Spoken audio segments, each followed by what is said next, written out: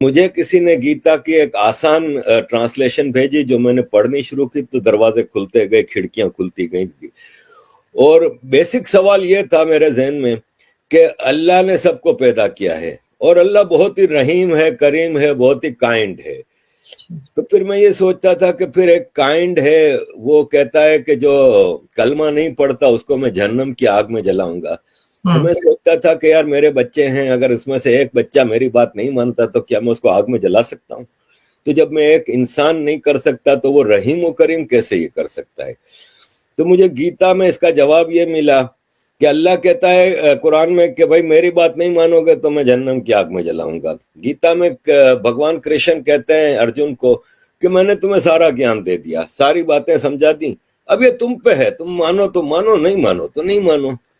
اسی طرح قرآن میں ہے کہ آپ صرف ایک اللہ کی عبادت کرو گے، باقی اگر کسی کی عبادت کرو گے تو آپ جہنم میں جاؤ گے. گیتا کہ کہیں آپ کو کنفائن نہیں کرتی کہ آپ صرف کرشن جی کی پوجا کرو گے یا آپ گنپتی جی کی. وہ کارما پہ سارا زور ہے کہ اپنے عمل اچھے بناؤ، انسان، جانور، پھل پھول پودے، ہر چیز کا خیال رکھو. اور یہی آج کا سائنٹسٹ کہتا ہے کہ کلائمیٹ کے حوالے سے اور یہ سب چیزیں. گیتا کہتا ہے کہ نرم صاف ستھری فوڈ کھاؤ، وہی آج کل بایو فوڈ کے اوپر بہت زیادہ زور ہے. تو یہ سارے جوابات مجھے گیتا سے ملنے لگے. اور پھر مجھے ایک خوبصورت دھرم سے انٹروڈکشن ہوا جس میں سارے انکلوسیو فیسٹیولز ہیں کہ آپ سارے فیسٹیولز، ایک تو فیسٹیولز کا دھرم ہے، اس میں کہیں کوئی مار کٹائی یہ وہ نہیں ہے، نان وائلنس ہے ٹوٹل. اور اس میں انکلوسیو ہے کہ آپ سب کو دیوالی کی برفی کھلائیں، آپ سب کے ساتھ مل کے ہولی منائیں، دیوالی منائیں، یہ وہ. مسلمان کہتا ہے نہیں، صرف ہمارے فیسٹیول مناؤ، باقی فیسٹیول منانا حرام ہے.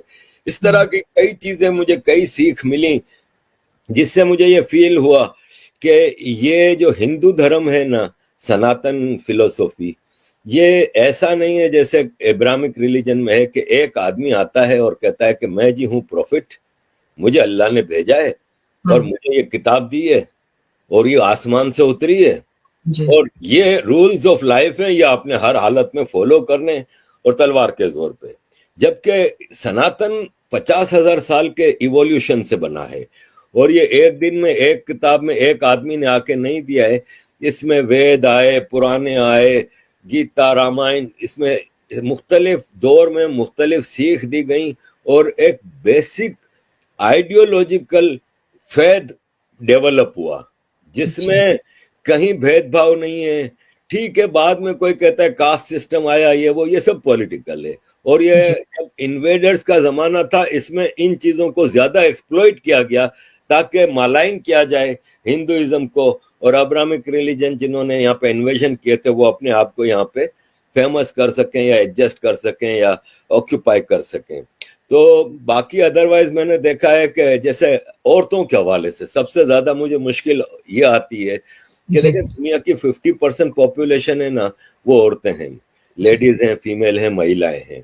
اور اسلام میں کلیئر الفاظ میں، آج صبح ہی میں نے ویڈیو لگائی ہے کہ کلیئر الفاظ میں کہا ہے کہ عورت ہے نا وہ مرد کی غلام ہے، اور مرد جب جس وقت جیسی بھی حالت ہو عورت کی وہ بلائے تو عورت اس کو اوبے کرے. اور ایک طرف کہا جاتا ہے کہ اسلام نے عورت کو اتنا بڑا درجہ دیا کہ اس کے پاؤں کے نیچے جنت رکھ دی، لیکن وہی ماں اپنے شوہر سے کے ہاتھوں پٹتی رہتی ہے، وہی ماں اپنے بیٹے کی اجازت کے بغیر گھر سے باہر قدم نہیں رکھ سکتی. وراثت میں آدھا حصہ، گواہی آدھی. پروفٹ محمد کہتے ہیں کہ میں جب گھوڑے پہ بیٹھ کے اڑ کے آسمان جا رہا تھا اللہ سے ملنے کے لیے تو مجھے جہنم دکھائی گئی، تو میں نے کہا جہنم عورتوں سے بھری ہوئی ہے. ایک عورت نے سوال کیا کہ یا رسول اللہ ایسا کیوں تھا؟ تو بولے اس لیے کہ وہ اپنے شوہر کی بات نہیں مانتی، یعنی غلامی کرو تو تم لوگ تو 50% پاپولیشن کے رائٹس تو ویسے ہی ختم ہو گئے.